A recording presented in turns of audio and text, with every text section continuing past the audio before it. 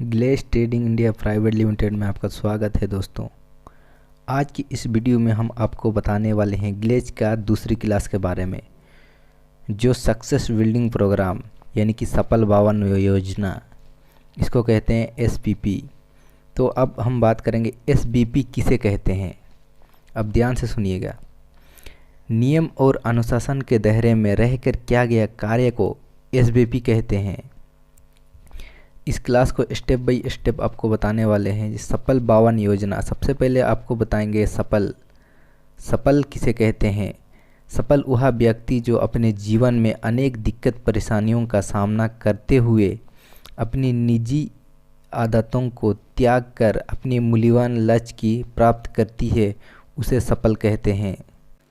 आगे हम बताएंगे सफलता का मतलब होता है, सफलता को अलग अलग पार्ट हम डिवाइड करेंगे। सा से सही, प से फैसला, ल से लक्ष्य, थ से त्याग।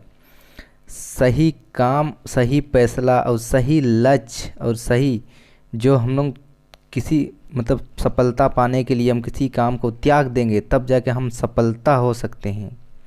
तो सफलता क्या है? सफलता अपने साथ साथ अन्य व्यक्तियों को भी सफल बनाना या करना, उसे सफलता कहते हैं। तो दोस्तों आगे बताएंगे भवन किसे कहते हैं। पृथ्वी के समतल भूधरातल पर बनी एक ऐसी इमारत जो 4 पिलरों पर खड़ी हो तथा जिसमें त्रियम का मिश्रण हो और जिसमें 2 या 2 से अधिक व्यक्ति अपना सुखमय और दुखमय जीवन का बातचीत कर सके, उसे भवन कहते हैं। तो दोस्तों पहले ही आपको बता दिया हूँ कि इस क्लास को स्टेप बाय स्टेप बताऊंगा आपको। तो जैसे भवन का मतलब होता है बिल्डिंग। तो भवन को अलग अलग पार्ट में हम लोग डिवाइड करेंगे। भवन। जैसे भा का मतलब होता है भविष्य, और वह का मतलब होता है विश्वास, और न का मतलब होता है निर्माण। जो हम लोग भवन बनाते हैं तो पूरा भविष्य के लिए भवन बनाते हैं और पूरा विश्वास के साथ हम लोग पूरा विश्वास करेंगे तब जाकर हम लोग उसको निर्माण कर सकते हैं। तो दोस्तों आगे आपको यहाँ बता दिया हूँ कि त्रियम का मिश्रण। जैसे त्रियम का मिश्रण क्या है? त्रियम का मतलब होता है, पहला एम का मतलब होता है मैन, मनी, मटेरियल। तो यहाँ तक का कंप्लीट हो गया। तो आगे हम लोग देखेंगे भवन के 4 पिलर होते हैं। भवन के 4 पिलर होते हैं। सबसे पहले एजुकेशन यानी कि शिक्षा, सेकंड में है रूल एंड रेगुलेशन यानी कि नियम व शर्तें हिंदी में, लिस्ट सूची, उसके बाद टीम वर्क। तो दोस्तों डीएसएम बिजनेस में सफल होने की 2 मुख्यताएं हैं। डीएसएम का मतलब होता है डायरेक्ट सेलिंग मार्केटिंग। तो इसका 2 मुख्य हैं। सबसे पहले एजुकेशन यानी कि शिक्षा, सेकंड में है रूल एंड रेगुलेशन यानी कि नियम व शर्तें। तो सबसे पहले हम लोग बात करेंगे एजुकेशन यानी कि शिक्षा किसे कहते हैं। शिक्षा वह प्रणाली है जो मनुष्य के आंतरिक गुणों को बाहर निकालती है तथा समाज में जीने का तौर तरीका सिखाती है और आजीविका चलाने का जिस्या बताती है। यानी कि आप लोग जानते हैं शिक्षा वह प्रणाली है मनुष्य के जीवन के, जैसे कि मनुष्य के जीवन का आंतरिक गुण यानी कि अंदर का गुण को बाहर निकालती है और समाज में जीने का तौर तरीका सिखाती है। यानी कि अपने जीवन चलाने का रास्ता बताती है, तो उसे शिक्षा कहते हैं।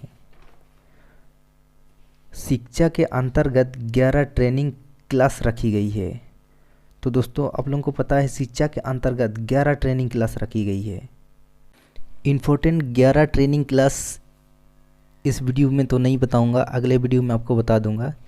तो अगले क्या है, अब देख रहे हैं नियम व शर्तें। दूसरा नंबर नियम व शर्तें। नियम व शर्तें क्या है?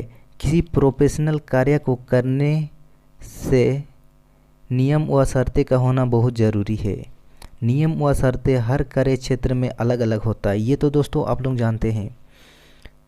नियम व शर्तें हर कार्य क्षेत्र में यानी कि हर काम के क्षेत्र में अलग अलग नियम व शर्तें होते हैं।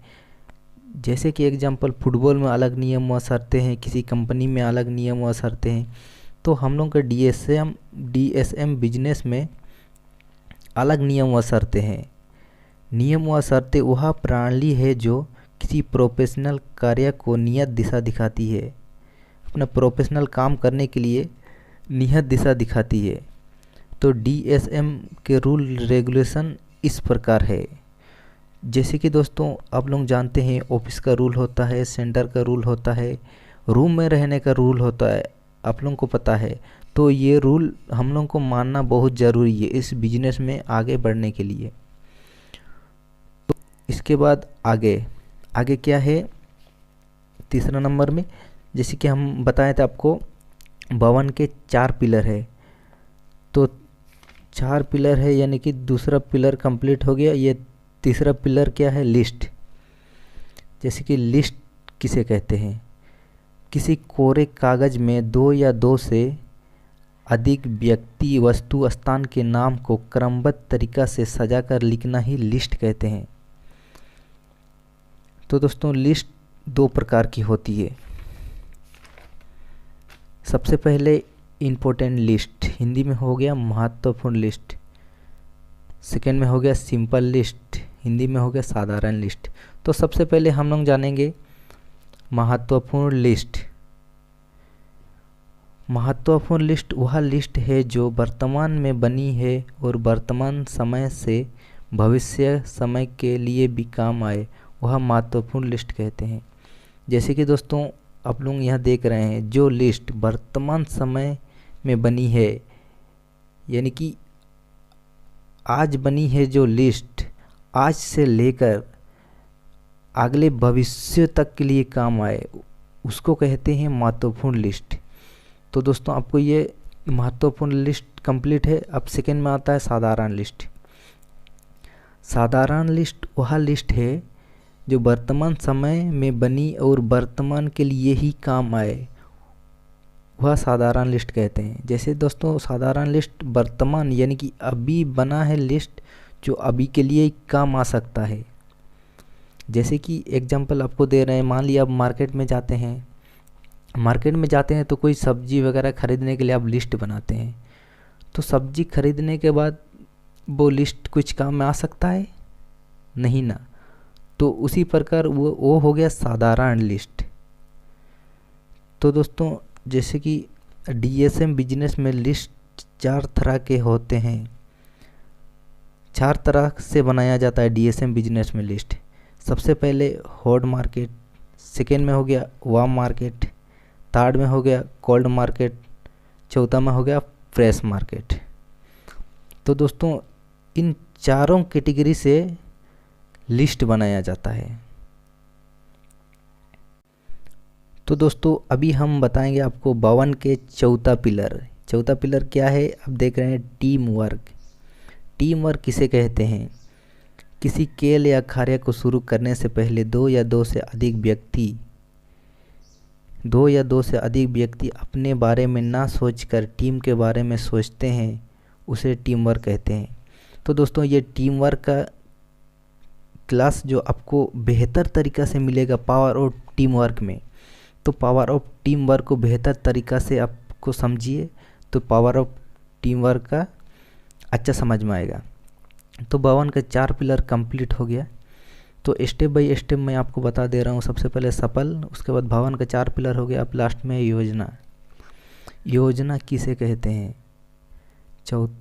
योजना किसे कहते हैं? किसी खेल या कार्य को शुरू करने से पहले 2 या 2 से अधिक योग्य व्यक्ति के बीच हुई बातचीत का जो अंतिम निष्कर्ष निकलती है और उस पर जो रूपरेखा तैयार होती है, उसे योजना कहते हैं। तो दोस्तों आपको योजना के बारे में समझ में आ गया होगा। इसका भी आप बेहतर तरीक़ा से class power of team work में ले सकते हैं। ले लीजिएगा पावर ऑफ टीम वर्क में बेहतर तरीक़ा से क्लास। तो आज हम लोग बात किए SBP यानी कि सक्सेस बिल्डिंग प्रोग्राम के बारे में। आपको अगर समझ में आया, इसका मेन पॉइंट है इसका एजुकेशन बेहतर तरीक़ा से लीजिएगा। उसके बाद रूल एंड रेगुलेशन को फॉलो कीजिएगा। इस बिजनेस में अगर आपको सफल होना है तो फॉलो करना बहुत ही ज़रूरी है। तो तो दोस्तों आज की इस वीडियो अगर आपको अच्छा लगा तो चैनल पे नए हैं तो वीडियो को सब्सक्राइब कर लीजिएगा, चैनल को सब्सक्राइब कर लीजिएगा और वीडियो को ज़्यादा से ज़्यादा हर डिस्ट्रीब्यूटर तक शेयर कीजिएगा ताकि हर कोई को अच्छा से जानकारी मिल सके। तो दोस्तों आज के लिए इतना ही। वीडियो अगर अच्छा लगा तो वीडियो को छोटा सा लाइक कर दीजिएगा प्लीज़। तो आज के लिए इतना ही, मिलते हैं अगले वीडियो में। गो गेलवे।